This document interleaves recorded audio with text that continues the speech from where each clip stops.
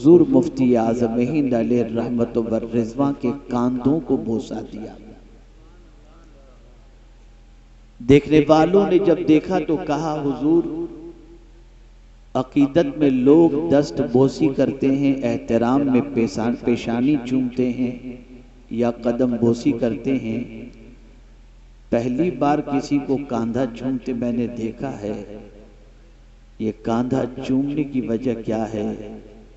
जवाब में फरमाया गया, इस उम्र में भी जिसने सुन्नियत का बोझ अपने कांधे पर उठा रखा है, ये कांधा है ही ऐसा कि इसको चूमा जाए।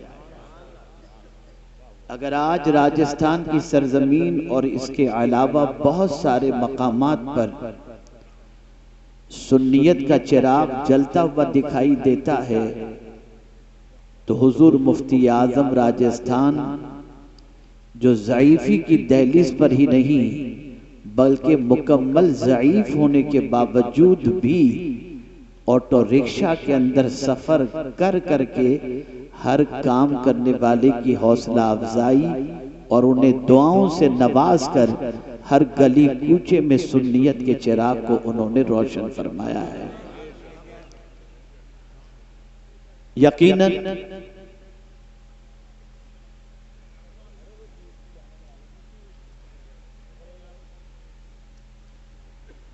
यकीनन उनके एहसानात को बुलाया नहीं जा सकता। और वैसे भी अमरोहा की सरजमीन से ऐसे हीरो ने जन्म लिए हैं जिन हीरो की चमक आज पूरी दुनिया के अंदर महसूस की जा रही है। मैं चूंकि अब पहले यूपी कम आता था, अब थोड़ा सा आने लगा हूं और मैं माहौल के हवाले से जानता हूं कि हमारे वो सामीईन जो बस आ जाते हैं, बस आ जाते हैं, उन्हें कुछ खबर नहीं होती कहां आए हैं, क्यों आए हैं, आ जाते हैं बस। तो जहन के अंदर एक बात बैठी कि इन आने वालों को सिर्फ आने वाला नहीं बामकसद आने वाला बनाया जाए, ताकि जब यहां से लौटें तो उनकी जिंदगी में इनकलाब पैदा हो। ये वही सूबा है जहां से इमाम इश्क व मोहब्बत का फैजान जारी है। ये वही सूबा है जहां से सरकार हुज़ूर मुफ्ती आज़म हिंद अलैहि रहमा का फैजान जारी है। ये वही सूबा है जहां हजरत मखदूम सिमना आराम फरमा रहे हैं। ये वही सूबा है जहां पर हजरत अब्दुल कादिर बदायूनी रहमतुल्लाह ताला अलैह आराम फरमाए। तकरीबन अकाबिर औलिया किराम यहाँ पर आराम फरमा हैं। और एक चुपती हुई बात भी अर्ज करता हूँ, इदारे इस सूबे के अंदर सबसे ज्यादा हैं, लेकिन बात बुरी न लगे तो अर्ज करूं, सबसे ज्यादा मस्जिदें नौजवानों से अगर खाली हैं तो इसी सूबे की मस्जिदें खाली।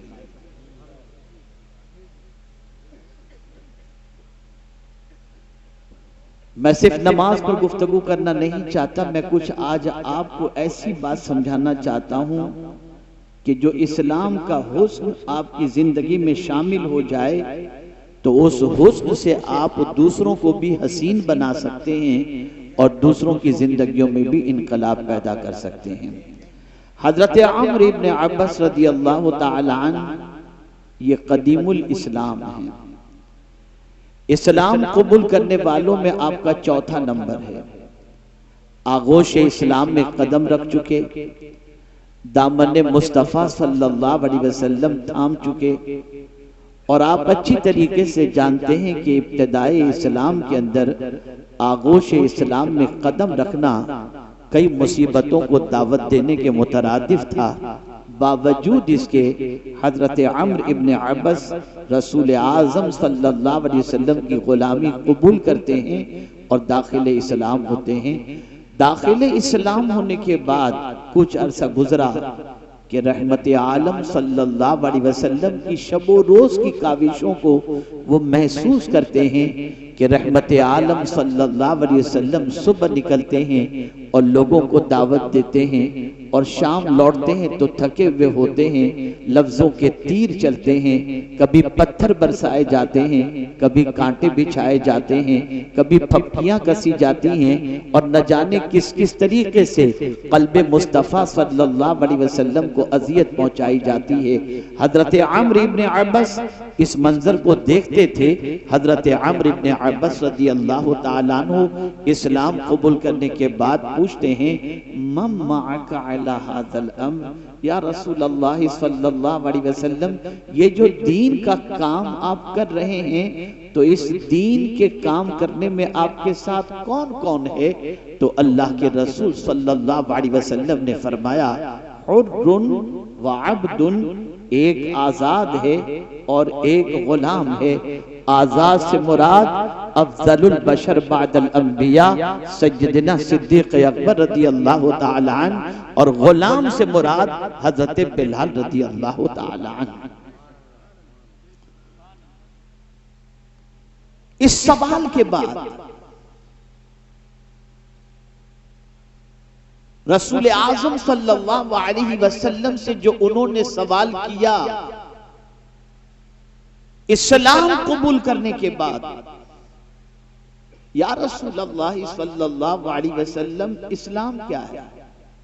मल इस्लाम या रसूल अल्लाह। मुसलमान हो चुके हैं, कलेमा पढ़ चुके हैं, दाखिले इस्लाम हो चुके हैं, उसके बाद भी पैगंबर रहमत सल्लल्लाहु अलैहि वसल्लम से पूछते हैं, मल इस्लाम या रसूल अल्लाह, इस्लाम क्या है? आज मुझे वही आपको समझाना है। मेरे प्यारे आका सल्लल्लाहु ताला अलैहि वसल्लम के प्यारे दीवानों, कलेमा पढ़ लेने के बाद आदमी आगोश इस्लाम में कदम तो रख लेता है, लेकिन इस्लाम के कुछ तकाजे हैं, इस्लाम की कुछ रिक्वायरमेंट है।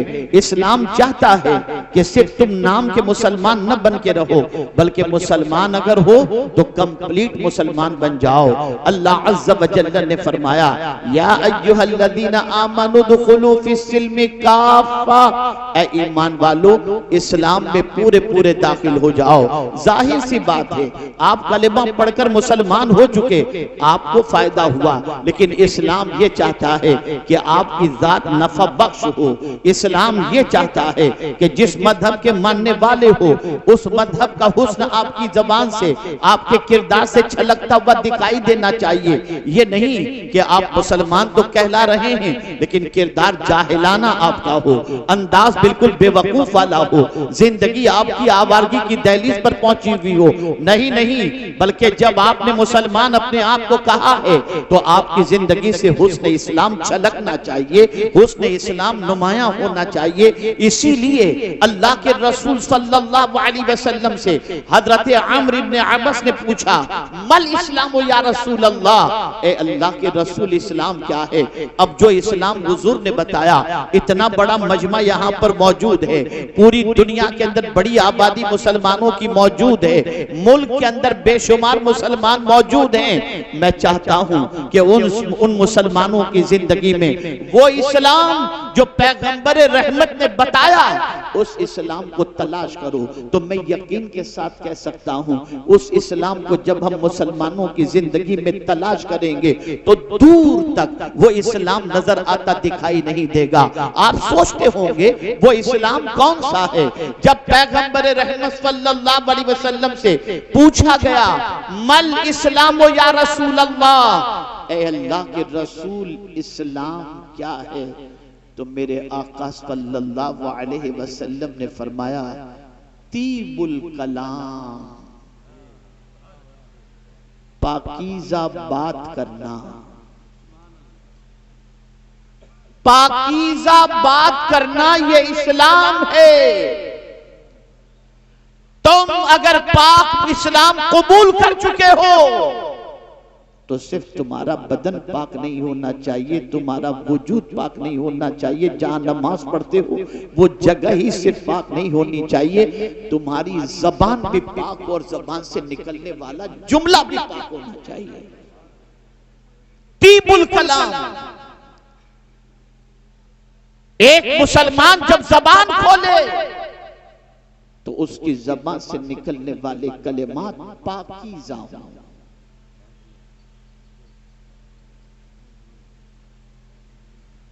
उसकी ज़बान से निकलने वाले कलिमात तय्यिबो ताहिर हों। इसलिए कि पाकीज़ा कलिमात जब ज़बान से निकलते हैं तो वो दिल पर असर करते हैं, और जब कोई अच्छी बात करता है तो उस अच्छी बात करने वाले की मोहब्बत सामने वाले के दिल में अल्लाह पैदा कर देता है।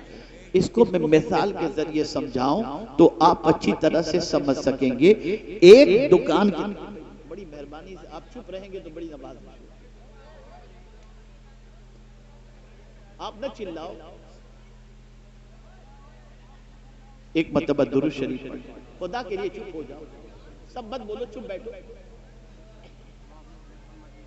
अल्लाहुम्मा सल्ली अला सय्यिदिना व मौलाना मुहम्मदिन मादिनिल जूदि वल करम व आलिहि व अस्हाबिहि व बारिक व सल्लिम। महफिल खराब होगी, सारा गुनाह आपके सर पर है। देखिए बच्चे लोग बेचारे क्या शोर शराबा कर रहे हैं, ला हौला वला कुव्वता। आप न चिल्लाओ बाबा, बाबा न चिल्लाओ, बस चुप हो जाओ, चुप हो जाओ, खामोशी से सुनो। शैतान नहीं चाहता कि कोई अच्छी बात आपके कान तक पहुंचे, और जो शरारत करेगा शैतान को सपोर्ट करने के मुतरादिफ होगा। खामोशी से समाअत फरमाएं। अर्ज ये कर रहा था, अच्छी बात का असर। आप किसी दुकान पर सामान खरीदने के लिए गए, आपने एक पीस निकलवाया, नहीं यार ये अच्छा नहीं है, दूसरा बताओ। दूसरा निकलवाया, ये भी अच्छा नहीं है, तीसरा निकाला। और कोई डिजाइन हो तो बताओ, और कोई डिजाइन हो तो बताओ, और कोई आइटम हो तो बताओ। 50 चीजें आपने निकलवाई, और उसके बाद आपने कहा कि नहीं मुझे पसंद नहीं है, और आप जाने लगे। तो आप जानते हैं वो सेल्समैन जो अच्छा होगा वो कहेगा फिक्र न करें, ये पसंद नहीं आया ना, 10 दिन के बाद नया स्टॉक आएगा, अब 10 दिन के बाद आइएगा, आपको हम नया माल बताएंगे। लेकिन अगर टेढ़ा सेल्समैन ने उसने कहा क्यों परेशान करने के लिए आ गए थे, क्या टाइम पास करने के लिए हमारी दुकान मिली, आप दूसरी बार उस दुकान में नहीं जाओगे। लेकिन जिसने ये कहा कि 10 दिन के बाद दूसरा नया स्टॉक आएगा, कोई बात नहीं, ये आपको पसंद नहीं आया तो आप कहेंगे जरा तुम्हारा कार्ड दे दो, हम तुमको फोन करके पूछ लेंगे, नया स्टॉक आए तो बता देना। पता चला जब नरमी से कोई गुफ्तगू करता है तो उसकी मोहब्बत अल्लाह दिल में पैदा कर देता है, लोग उससे मोहब्बत करना शुरू कर देते हैं, उसके करीब जाना शुरू कर देते हैं। अल्लाह अकबर। डॉक्टरों को यही सिखाया जाता है, डॉक्टर को बात करने का लहजा सिखाया जाता है, बात करने का अंदाज सिखाया जाता है। इसीलिए मरीज जब किसी तबीब के पास जाता है और 1000 बड़ी बीमारी में गिरफ्तार हो, लेकिन तबीब कहते हैं आप फिक्र न करो, सब ठीक हो जाएगा, उसकी मुस्कुराहट से मोहब्बत भरे जुमलों की बुनियाद पर बीमार की आधी बीमारी की छुट्टी हो जाया करती है। पता चला अच्छे कलाम की तासीर हुआ करती है। आप लोगों से मिलें और मिलते वक्त क्या करता है, इस तरीके से बात करेंगे, कोई आपसे दोबारा मिलने की ख्वाहिश नहीं रखेगा। लेकिन आप मिलेंगे, कब आए, कैसे हैं, घर वाले कैसे हैं, तो मुलाकात की तमन्ना पैदा होगी। या रसूल अल्लाह आपकी अज़मतों पर कुर्बान, ऐसा ढंग हमें सिखा दिया कि दुनिया हमसे नफरत नहीं हमसे मोहब्बत करे। लेकिन हम ही कम नसीब हैं कि आपके तरीके को छोड़कर नफ्स और शैतान की उकसाहटों के शिकार बन गए। आज हमारे लबो लहजे को देख लीजिए, हमारे बात करने के अंदाज को देख लीजिए। हमारी कौम तो पहचानी ही जाती है मां बहन की गालियों से। बात करने की तमीज नहीं, बात करने का लहजा नहीं, बात करने का अंदाज नहीं, बात करने का सलीका नहीं, कोई चीज भी नहीं। और हम अपने आप को मुसलमान कहते हैं। ए अल्लाह के रसूल सल्लल्लाहु ताला अलैहि वसल्लम के प्यारे दीवानों, अगर हम कुरान का मुताला करें तो कुरान हमें बताता है किससे कैसे बात करनी चाहिए, कुरान उसका तरीका हमें बताता है। आइए सबसे पहले जनरल इंसानों से बात करने के हवाले से कुरान क्या कहता है। तो कुरान कहता है वक़ूलू लिन्नास हुस्ना, लोगों से अच्छी बात कहो। अल्लाह अकबर।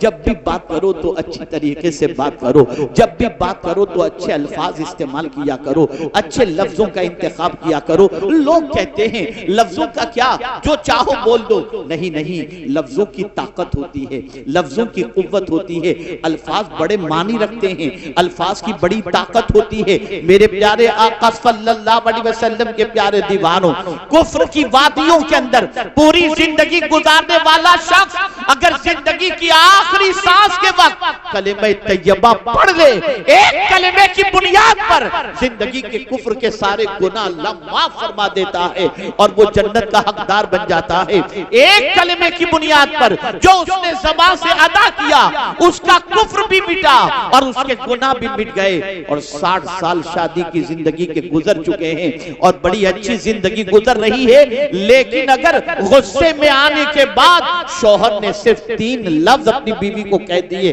तलाक तलाक तलाक, तो जिंदगी के लिए वो हराम हो जाया करती है। पता चला लफ्जों को मामूली न समझो, ज़बान से निकलने वाले अल्फाज को हल्का न समझो, अल्फाज की बड़ी कीमत होती है। अगर ये कीमत न होगी तो कभी बुखारी शरीफ की आखिरी हदीस के अंदर ये कहना आता कि कलिमतान खफीफतान अल्लाह कलिमतान हबीबतान इलर रहमान खफीफतान अलल लिसान सकीलतान अलल मीज़ान। आप जरा सोचो तो सही, सुभान अल्लाह व बिहम्दिही सुभान अल्लाहिल अज़ीम। अगर कोई पढ़ ले तो ये कलिमात ऐसे हैं जो रहमान को महबूब हैं, मीज़ान पर वज़नी हैं, ज़बान पर हल्के हैं। पता चला कलिमात की ताकत होती है, अल्फाज की ताकत होती है। कुरान कहता है मा यल्फिज़ु मिन कौलिन इल्ला लदैहि रक़ीबुन अतीद। हर लफ्ज हमारा नोट किया जाता है, हर लफ्ज हमारा लिखा जाता है, हर लफ्ज हमारा महफूज किया जाता है।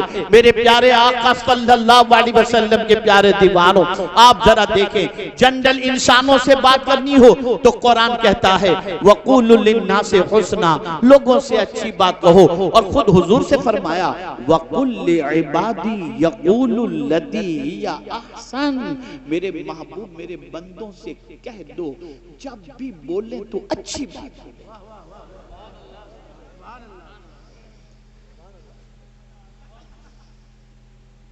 जब भी बोले अच्छी बात बोले। अल्लाह अकबर। हैरत और ताज्जुब की बात है, जिस कौम से लोग बोलना सीखते थे आज उस कौम की बोली की वजह से लोग उससे नफरत करते हैं। आज आप जरा देखो, मुझे एक आयत याद आ रही है, मेरे पास वक्त की थोड़ी किल्लत भी है, जल्दी निकलना भी है। एक बात मैं अर्ज करता हूं, आज क्या हो रहा है, फहाशी फैल रही है ना, बदकिरदारी फैल रही है, बुराई फैल रही है, और इस तरह से फैल रही है कि अल-अयाज़ु बिल्लाह, बाप भी फहाशी में गिरफ्तार, माँ भी, बेटा भी, बेटी भी, इल्ला माशाअल्लाह। आप कहेंगे माँ बाप, बाप बेटा, भाई बहन, बेटी सब, जी हाँ साहब। सीरियल देखने के लिए जब बैठते हैं, कौन से ऐसे मनाजिर होते हैं जो अच्छे हों। माँ भी देख रही है, बेटी भी देख रही है, बेटा भी देख रहा है, बहू भी देख रही है। जिसका तज़किरा करना बाप के सामने बेटे के लिए हिजाब और शर्मिंदगी होती थी, आज वही चीज सब मिल करके बैठ रहे हैं, मिल करके बैठ करके देख रहे हैं। ये सारी चीजें हो रही हैं। अब जानते हैं दौरे जाहिलियत में क्या होता है इस फहाशी के सिलसिले में। अल्लाह अकबर। जब उस दौर के अंदर लोगों से कहा जाता कि फहश काम ना करो, ये बेहयाई है, बेहयाई से बचो, फहाशी से बचो, तो कुरान कहता है कि जो उन्होंने कहा था, मेरे वो भाई जो बाप बन चुके हैं या मुस्तकबिल में शादी के बाद बाप बनने वाले हैं, कुरान की इस आयत को पेश नजर रखें। वल्लज़ीना इज़ा फ़अलू फ़ाहिशा क़ालू वजदना अलैहि आबाअना वल्लाहु अमरना बिहा। कुल इन्नल्लाह ला यअमुरु बिल फहशा। आप जानते हैं जब बेहयाई करने वालों से कहा गया कि तुम क्या कर रहे हो, ये बेहयाई है, तो जवाब में वो बच्चे क्या कहते थे मालूम है? कालू वजदना अलैहि आबाना, हमने हमारे माँ बाप को ऐसा ही देखा। आज का बाप अगर बेटे के सामने बेहयाई करे, आज की मां बेटे के साथ बैठकर गंदी पिक्चर देखे या सीरियल देखे और उसके बाद बच्चे को बेहयाई से रोकने के लिए जब कहेगी, तो कुरान ने पहले ही कह दिया कि दौरे जाहिलियत में जो कहा जाता था, आज का बेटा वही कहेगा। मुझे याद है मेरे एक दोस्त ने मुझसे कहा, मेरे बेटा आउट ऑफ ट्रैक जा रहा है, हजरत जरा उसे समझाइए। मैंने कोशिश की और मैंने समझाने की भरपूर मेहनत की। कुछ दिनों के बाद आप जानते हैं मेरे दोस्त ने मुझसे कहा, हजरत अब इसको मत समझाइएगा, छोड़ दीजिए उसके हाल पर। मैंने कहा क्यों, क्या हुआ, किसी दिन अल्लाह तौफीक दे देगा। कहा नहीं, एक दिन मैं अपने बेटे से कहा, बेटा तू जो कर रहा है वो सही नहीं है। तो मेरे बेटे ने मुझे जवाब में कहा, अब्बा जब आप मेरी उम्र के थे तो क्या करते थे। आज जो लोग बदकिरदारी से अपने दामन को दागदार करके ये तसव्वुर करते हैं कि हम अपनी जिंदगी को ऐशो मौज के अंदर गुजारें, ये उम्र है हमारी, कल तुम्हारी औलाद अल्लाह न करे गलत रास्ते पर जाने के बाद ये न कहे कि हम तो वही कर रहे हैं जो हमारे बाप ने किया था। आज गालियां विरासत में मिल रही हैं, आज चिल्लम चिल्ली विरासत में मिल रही है, आज बदतमीजी विरासत में मिल रही है, आज घर घर के झगड़े विरासत में मिल रहे हैं। ये सारी चीजें घरों से निकल कर आती हैं और फिर उसके बाद वही सोसाइटी में फैलती चली जाती हैं। ए रसूल गिरामी वकार सल्लल्लाहु अलैहि वसल्लम के दीवानों, तो याद रखो कुरान कह रहा है लोगों से जब भी बात करो तो अच्छी बात करो। अल्लाह अकबर। अब आइए सबसे पहले हम समझते हैं, ये तो जनरल लोगों के हवाले से बात हो गई। अब कुरान मुकद्दस से पूछते हैं, ए कुरान तू बता, अल्लाह से बात करनी हो तो कैसे करें, अल्लाह से कलाम करना हो तो कैसे करें, अल्लाह से मारूजात पेश करने हो तो कैसे करें। वसाइब के पहाड़ टूट रहे हैं, तकालीफ की वादियों से गुजर रहे हैं, ऐसा लग रहा है कि अब तकलीफ का आसमान फटेगा और हम खत्म हो जाएंगे, अब जमीन में जलजला पैदा होगा, हम बर्बाद हो जाएंगे। मुआशी बदहाली के शिकार हैं, बच्चियां जो है वो जवानी की दहलीज पर पहुंच चुकी हैं, कोई रिश्ता नहीं आ रहा, कर्ज के बोझ तले दबे हुए हैं, बीमारियां घर का साथ छोड़ने को तैयार नहीं है, लड़के आवारगी के रास्ते पर जा रहे हैं, ऐसा लगता है कि मुसीबत ने हमारे घर ही का रुख कर लिया।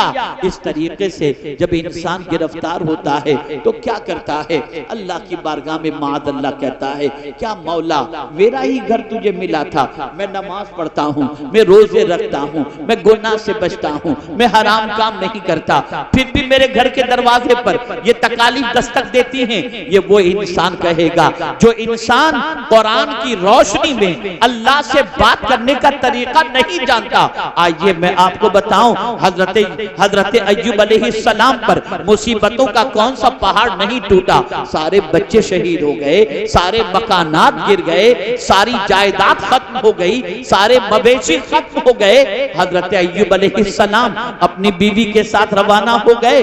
बीवी ने मर्ज के अंदर गिरफ्तार देखा, अर्ज करने लगी, ऐ मेरे सरताज, आप अल्लाह के नबी हैं, बारगाहे समदियत में दुआ करेंगे, मुसीबत टल जाएगी, सेहत नसीब हो जाएगी, आप अल्लाह की बारगाह में दुआ कर दीजिए। अल्लाह अकबर। अल्लाह के फरिश्तादा पैगंबर हजरत अय्यूब अलैहिस्सलातु वस्सलाम जरूर ये कह सकते थे, मौला मैं तेरा नबी हूँ, तेरा बंदा हूँ, ऐ मेरे करीम ये जो परेशानियां मुझे छू रही हैं या लग गई हैं या आ गई हैं, मौला इसे दूर फरमा दे। नहीं नहीं, अंदाज सिखाते हैं, कि अल्लाह के बंदो, तुम्हें तकलीफ जब आ जाए, जब मुसीबतें तुम्हारे दरवाजे पर दस्तक दें और जब तुम परेशानियों में घिर जाओ, तो तुम्हारी जबान से अल्लाह की बारगाह में कैसे कलेमात निकलने चाहिए। अल्लाह अकबर।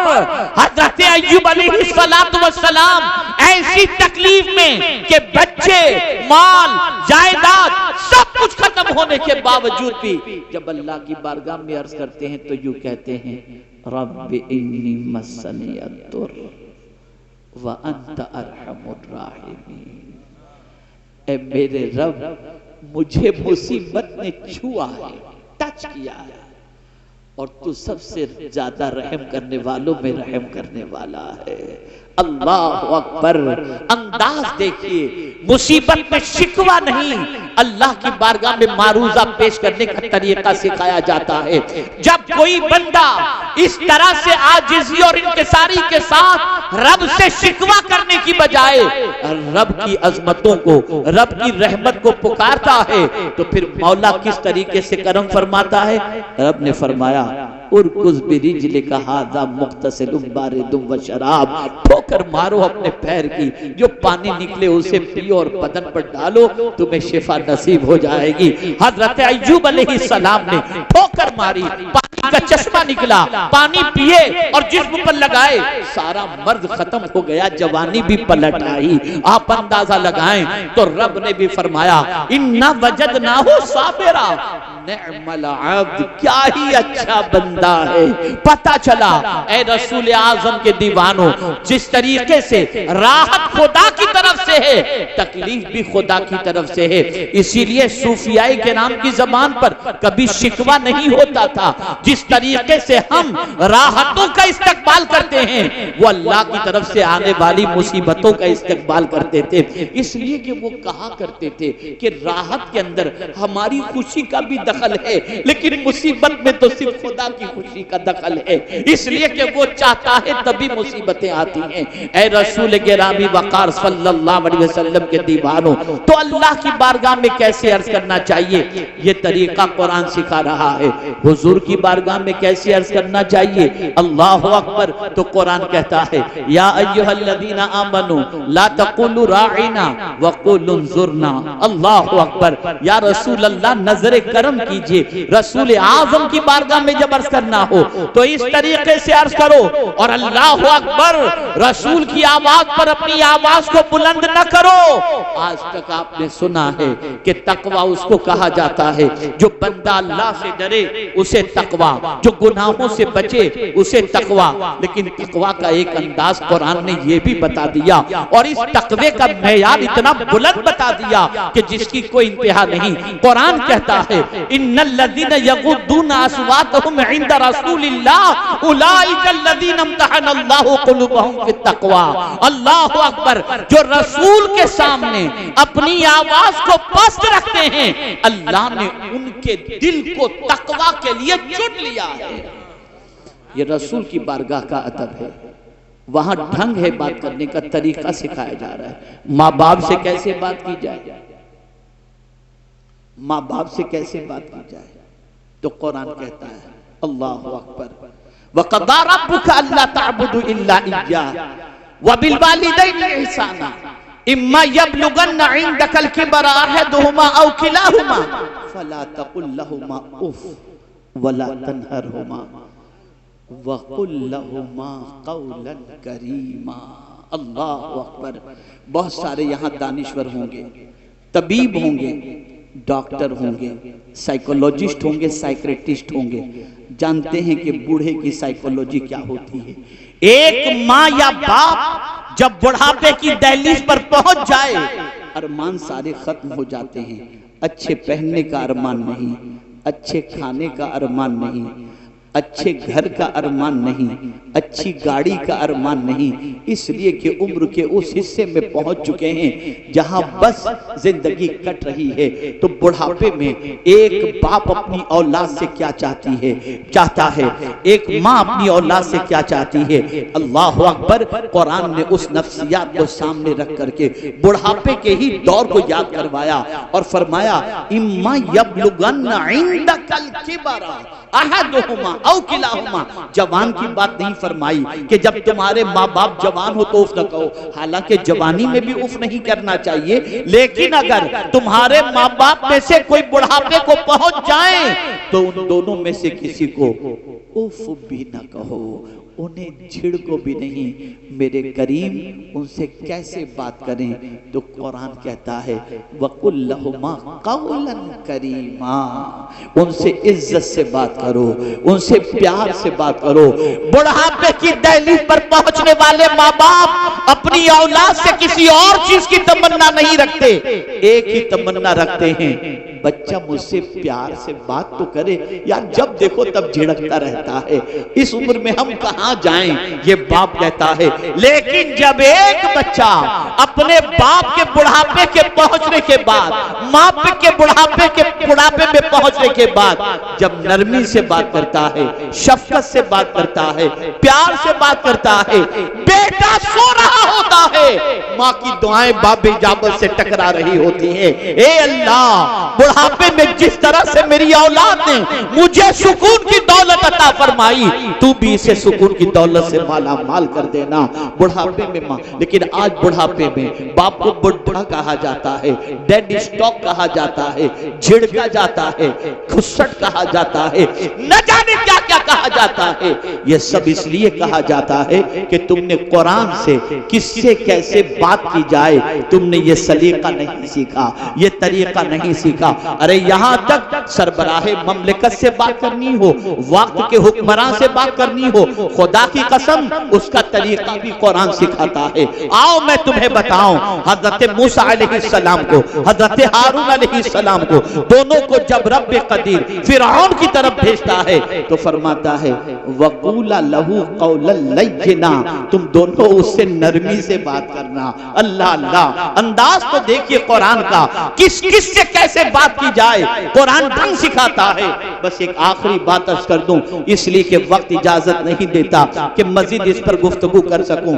आप जानते हैं यहां तक कि मांगने वाला दरवाजे पर साइल आए, उससे कैसे बात की जाए उसका अंदाज भी कुरान सिखाता है। मांगने वाले से, माह रमजान आ रहा है, लाइन लगेगी हर किस्म के मांगने वालों की, कुछ अपने लिए मांगेंगे, कुछ कौम के लिए मांगेंगे, कुछ आपकी आखिरत के लिए मांगेंगे, कुछ आपके फायदे के लिए मांगेंगे, सारी चीजें होंगी। तो कोई कहेगा कलाना क्या बार बार दरवाजे पे आते हो, ये सारी चीजें। लेकिन कुरान ने बताया कौलुम मारूफुन खैरुम मिन सदक़तिन यतबउहा अज़ा, कोई मांगने वाला अगर तुम्हारे दरवाजे पर आए और तुम दो भी और उसका दिल भी दुखाओ और कहो तुझे कोई और दरवाजा नहीं मिलता, जब देखो तब आकर के मेरे दरवाजे पे खड़ा रहता है, ले चल जा।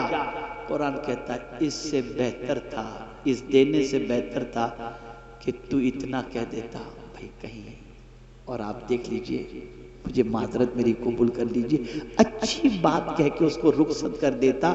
ये तेरा अच्छी बात करना उस देने से बेहतर है जिससे उसका दिल दुख जाए।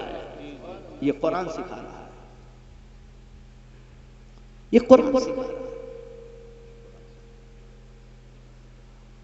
बात करने का शौक भी बहुत सौ को होता है, बात करते ही रहते, करते कुछ भी नहीं, बोलते ही रहना है, बोलते ही रहना है। तो क्या बोले, बस एक हदीस, और मैं आपसे फिर अर्ज करूंगा, आज तक रस्मी तौर पर जलसों में आने के आप आदी रहे, अब रस्म से निकलो, सीखने की गरज से आओ, बदलने की गरज से आओ, सुनकर अमल की गरज से आओ।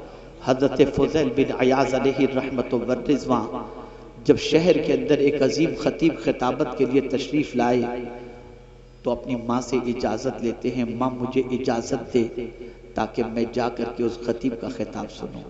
माँ ने कहा जाओ बेटे, लेकिन क्यों सुनने जा रहे हो? माँ बहुत अच्छे खतीब हैं, बहुत अच्छी गुफ्तगू करते हैं, इसलिए सुनने जा रहा हूँ। कहा नहीं बेटे इसलिए मत जाओ, जानना है तो इस नीयत से जाओ कि जो कुछ भी वो नसीहत करेंगे उस पर अमल करोगे। अगर ये नीयत तुम्हारी नहीं रही तो सीख कर आने पर अमल न करने की बुनियाद पर अल्लाह तुम्हें दोहरे गुनाह के अंदर गिरफ्तार फरमाएगा। हमने ये नियत ही नहीं की। आप क्या समझते हैं ये महफिलें मामूली महफिलें? यही महफिलें हैं जिन महफिलों में जिंदगियां बदलती हैं। लेकिन हम आते हैं बेवुजू आ गए, ऐसे ही आ गए, चलो जाते हैं, चलो देखते हैं, चलो घूमते हैं, चलो ये करते हैं, चलो वो करते हैं, बाकी कुछ भी नहीं। इसलिए कोरे आते हैं, कोरे चले जाते हैं। आकाए करीम सल्लल्लाहु अलैहि वसल्लम ने इरशाद फरमाया, जो शख्स, इस हदीस को हमेशा के लिए ज़हन में महफूज कर लो, जो शख्स अल्लाह और यौमे आखिरत पर ईमान रखता हो, उसे चाहिए कि अच्छी बात करे वरना चुप रहे। ये हुजूर का इरशाद है। और रसूल आज़म सल्लल्लाहु अलैहि वसल्लम ने इरशाद फरमाया, जो शख्स अपनी जबान और शर्मगाह की हिफाजत का जिम्मा ले, मैं उसकी शफाअत का जिम्मा लेता हूं। यह है जबान। दो चीजें याद आ गई, अरसर की गुफ्तगू खत्म करता हूं। एक चीज, इबादत में लज्जत नहीं मिलती। नमाज पढ़ते हैं, चलती है, कुछ पता ही नहीं चला। इसको मैं समझाऊंगा तो आप समझ जाएंगे आज के दौर के एतबार से। कैसे समझेंगे? खाना खा रहे हैं, किसी का फोन आ गया, बात भी करने खा रहे, क्या खाया पता ही नहीं चला, क्या खाया पता ही नहीं चला, जायका ही समझ में नहीं आया, इसलिए कि फोन पे हम लगे थे, तवज्जो कहीं बटी थी। ऐसे ही इबादत का मामला है।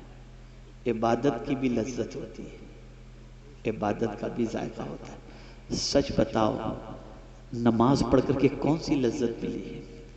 और अगर नमाज में लज्जत न होती तो गौसे पाक 40 साल तक इशा के वज़ू से फजर की नमाज अदा न फरमाते। अगर इबादत में लज्जत न होती तो मौला अली करमल्लाहु ताला वजहुल करीम न फरमाते कि हालत नमाज में तीर निकाल लेना, मुझे पता तक नहीं चलेगा। ये लज्जत है। अरे मौत में भी लज्जत है। कुल्लु नफ्सिन जायक़तुल मौत, जायका है उसके अंदर। इबादत में भी लज्जत है। आप जानते हैं नमाज पढ़कर लज्जत क्यों नहीं मिलती? कुरान सुनकर लज्जत नहीं मिलती, रोजे रखकर लज्जत नहीं मिलती। अब तो माज़ अल्लाह ये हो गया कि माह रमजान की रातें लोग कैरम खेलने में, गेम खेलने में पूरी पूरी रात गवा देते हैं और समझते हैं सहरी तक यही करने के लिए माज़ अल्लाह रात आई। अल-इयाज़ु बिल्लाह। अर्ज ये कर रहा था, इबादत में लज्जत नहीं मिलती। मैं अभी कुछ दिनों पहले एक किताब पढ़ रहा था, एक बुजुर्ग का कौल नजर से गुजरा, रोंगटे खड़े हो गए। वो फरमाते हैं कि जब कभी तुम्हें इबादत में लज्जत न मिले तो समझ लेना तुम्हारी निगाहों से कोई खता हो गई है। इसलिए कि जब निगाह खता खाती है तो अल्लाह लज्जत इबादत को छीन लेता है। हज़रत अब्दुल्लाह इब्न मुबारक रज़ियल्लाहु ताला अन्हु फरमाते हैं, बदन में सुस्ती, इबादत में सुस्ती, रोजी में तंगी, जब ये तीन चीजें तुम्हें हासिल हो जाएं या इन तीन चीजों में तुम गिरफ्तार हो जाओ तो समझ लेना अल्लाह का कोई नापसंद जुमला तुम्हारी ज़बान से निकल गया है, जिसकी वजह से तुम इस तकलीफ में गिरफ्तार हो। बदलो अपनी सोच को, ज़बान को दुरुस्त करो, वो कहो जो कहने का हुक्म है, वैसा कहो जैसा कहने का हुक्म है। अल्लाह रब्बुल इज्जत जल्ल जलालहू, आकाए करीम रऊफ़ुर रहीम अलैहि तहियतु व तस्लीम के सदक़ व तुफ़ैल मुझे आपको सबको कुरान व अहादीस पर अमल की तौफीक नसीब फरमाए। हमारे अलहाज मोइन साहब जो माशाअल्लाह बड़े फ़आल व मुतहर्रिक हैं, सोशल एक्टिविटीज़ से लेकर सारी एक्टिविटीज़ के अंदर दीनी एक्टिविटीज़ में, अल्लाह ताला इनकी खिदमात जलीला को अपनी बारगाह में कबूल फरमाए। और परवरदिगार जितने भी उलमाए ज़वील एहतराम यहाँ पर तशरीफ़ फरमा हैं, परवरदिगार आकाए करीम सल्लल्लाहु अलैहि वसल्लम के सदक़ो तुफ़ैल सबके साये आतिफत को हम सब पर दराज फरमाए। व मा अलैना इल्लल बलागुल मुबीन।